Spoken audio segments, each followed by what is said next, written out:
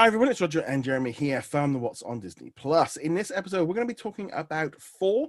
This is the original movie. Kind of with Loki coming out, kind of wanted to jump in and do some retro reviews of this stuff. And essentially, this is Loki's origin story just as much as it is Thor. And it's really strange going back, watching this movie, 20 plus MCU movies later, of like how far things have moved on, of how much more interconnected, because at the time just even Hawkeye popping up inside of a little crane was amazing. as a cameo, that was amazing. I mean, I remember the whole thing of like, finishing, was it Captain America or Iron Man, where they found Thor's hammer, and like,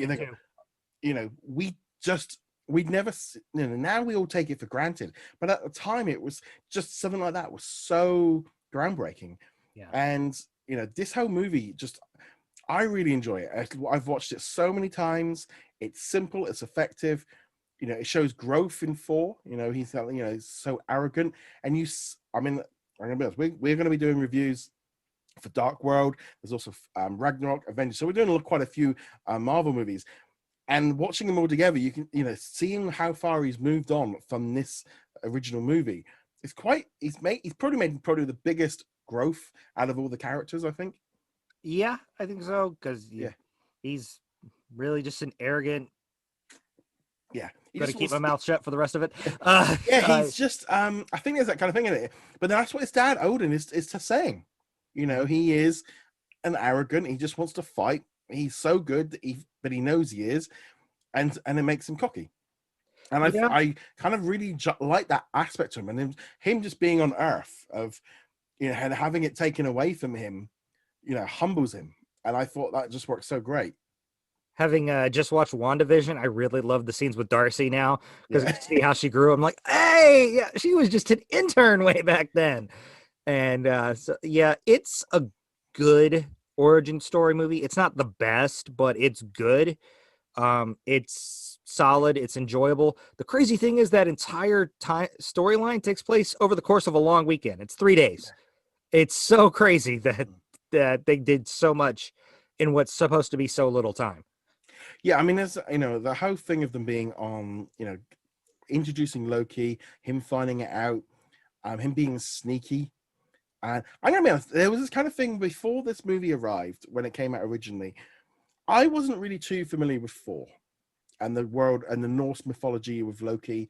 It was all kind of like Thor the Thunder God, whatever. Didn't really know him. I'd seen him in some comic books, but I was never really a big fan of him as a comic book. It never appealed to me.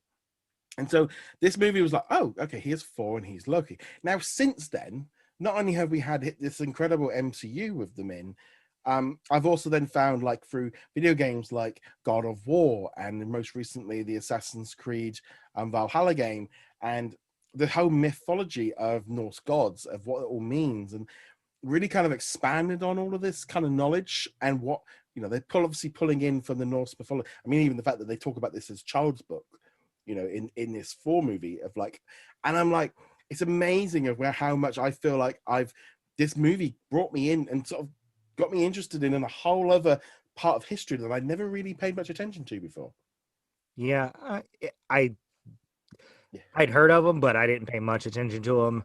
And then I think I saw him in the Avengers cartoon that was on one of the Disney XD or whatever it is over here. He was always in. I think somebody even said it.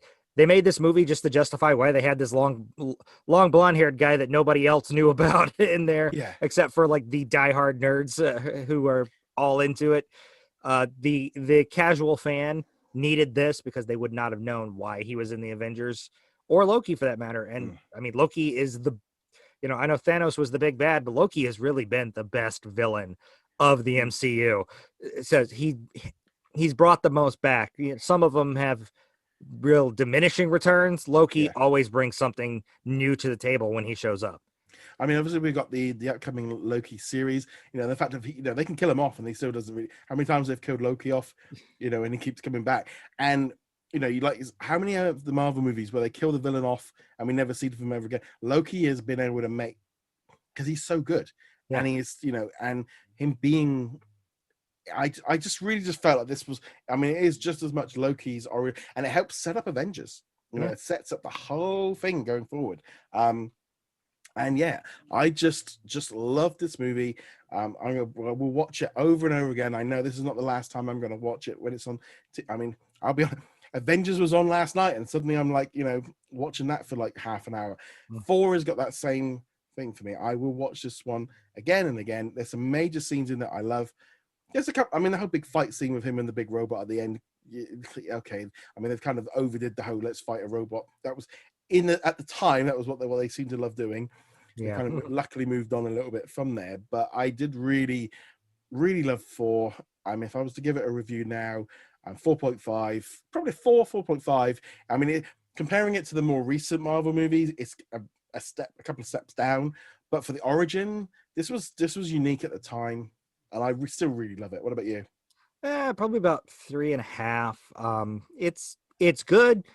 Um, but you could already see some of the faults in it that we'll discuss in Yeah, the sequel that they had to correct for Ragnarok. yeah, That Chris Hemsworth has been open about. So when you know about those things, you're kind of looking for them. I think it diminishes the enjoyability of it, but it's still objectively it's a pretty good movie. mm, It doesn't hold up with some of the other origin stories, but again, it's better than some of the others. So yeah. it's a middle of the road origin story that's a pretty good movie. Yeah, but also this is again that whole side of things, which Marvel was right about, was to do each Avenger getting their own kind of origin. Because I mean, there is a kind of little bit of an origin here of Hawkeye, but we don't really know too much. But both, it's just strange to think now that like Hawkeye, he's only just getting his series this year where it would have going to be his own solo movie. He has taken so long to get his own origins because he was always considered the sidekick, and that was his debut in this movie, and it was an afterthought, and it's taken this long to give him something to do with it. But Yeah. I'm looking Hawkeye and forward to Black Widow got the shaft of that original cast of Avengers because they just show up in other people's movies.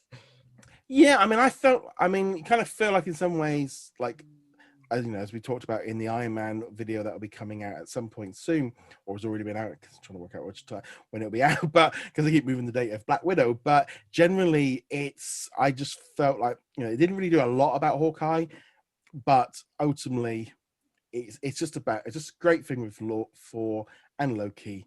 Great movie. Let us know what you think of all of this in the comments below. Remember as well, you can go check us out over at what's on disneyplus.com, and you can like, follow, and subscribe. Remember, you can go as well over and find us on audio platforms like Spotify, and Patreon and YouTube channel members also get early access to these episodes as a perk, and they also get to contribute to future episodes of what they want us to watch and vote, etc. And on that note, guys, thank you very much for watching. See you guys soon. Laters.